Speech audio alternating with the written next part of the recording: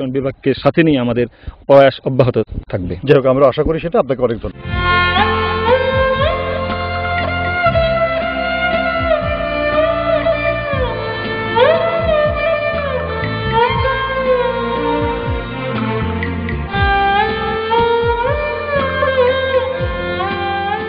দর্শক মণ্ডলী, তিতাস উপজেলার কড়িকান্দি গ্রামে এই কার্যক্রমটি শুরু হয় গত বছর থেকে।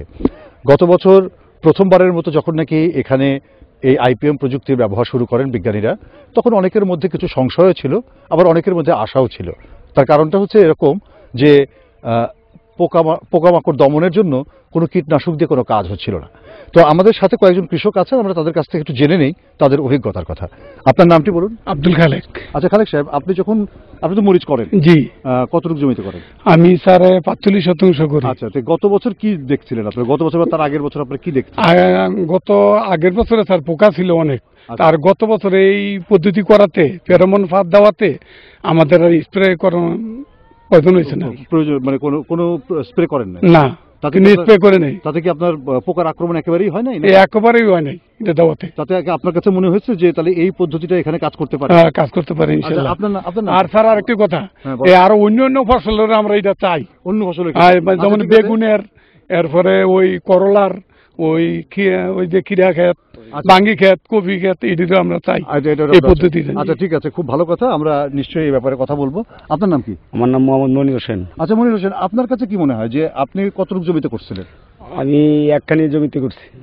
মানে এবছর? আর এর আগের বছর? এর আগের বছর একখানি, দেড়খানি। আচ্ছা, আপনি কি দেখছেন মরিচের ক্ষেত্রে এই যে নতুন প্রযুক্তি ব্যবহার করা? ব্যবহার করাতে সবকিছু ভালো। এই অনেক দিনও আমরা বিষ ব্যবহার করতে হয় না, এটা ব্যবহারে আমরা সবকিছু। এটা কি খালি সারেরা সামনে আছে এই জন্য বলতেছেন নাকি আসলে? জি না স্যার, সারেরা সামনে থাকবে না, আমরা ব্যবহার করতেছি মাঠের মধ্যে। উপকার পাচ্ছেন না? তোমার নাম কি? মোহাম্মদ আলামিন। আলামিন, তোমার কাছে কি মনে হচ্ছে? তুমি কি আসলে করো কৃষিকাজ? জি। কতটুকু জমিতে করো? আমার 2 কানি ক্ষেত আছে। 2 কানি ক্ষেত আছে। কি মনে হচ্ছে তোমার কাছে? আমার খুবই ভালো হয়েছে। কিরকম হয়েছে বলো দেখি।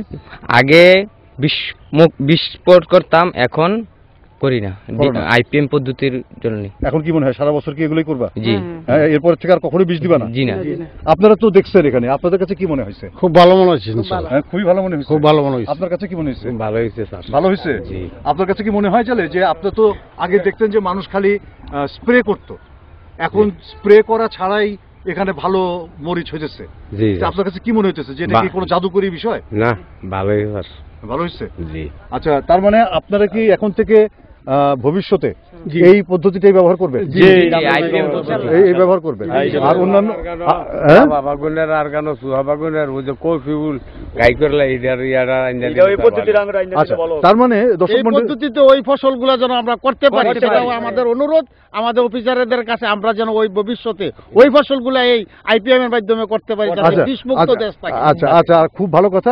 আপনাদের ভিতরে আগ্রহ যখন আছে তখন নিশ্চয়ই ওনারা সেটা নিয়ে আসবেন। দর্শক মণ্ডলী, একটা জিনিস কিন্তু ভালো অভিজ্ঞতা আমাদের এখানে হয়েছে যে শুরুটা হয়েছিল মরিচের ক্ষেতে যখন নাকি এই সফলতাটা কৃষক ভাইরা দেখেছেন, তখন তারা মনে করছেন বেগুনের ক্ষেত্রে কিংবা টমেটোর ক্ষেত্রে কিংবা করলার ক্ষেত্রে বা অন্য কোনো ফসলের ক্ষেত্রেও যে সমস্ত প্রযুক্তিগুলো আছে সে প্রযুক্তিগুলো এখানে যাতে আসে এবং যাতে তারা বিষমুক্ত সবজি বা ফসল উৎপাদন করতে পারেন। তার মানে হচ্ছে এটাই, আমরা যদি সঠিক প্রযুক্তি সঠিকভাবে কৃষকের মাঠে নিয়ে যেতে পারি তাহলে সারা বাংলাদেশের কৃষি উৎপাদনকে বিষমুক্ত কৃষি উৎপাদনের দিকে নিয়ে যাওয়া সম্ভব এবং আমরা নিশ্চয়ই সেই নিরাপদ খাদ্য উৎপাদন নিশ্চিত করতে পারবো।